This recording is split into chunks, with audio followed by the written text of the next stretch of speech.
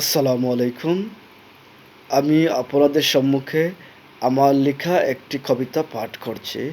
কবিতার শিরোনাম হচ্ছে বাংলাদেশের শ্রেষ্ঠ কবি। শ্রেষ্ঠ কবি, শ্রেষ্ঠ কবি, শ্রেষ্ঠ বলে লাভ কি? কলা পেড়ে, কাঁঠাল পেড়ে পাড়বে শেষে ডাব কি? কাশের বনে, ঘাসের বনে একা কেন বসবে? দোয়েল দেখে, কোয়েল দেখে কেন তুমি হাসবে? ফতেহপুরে পড়ছ বলে তাই কি তুমি শ্রেষ্ঠ?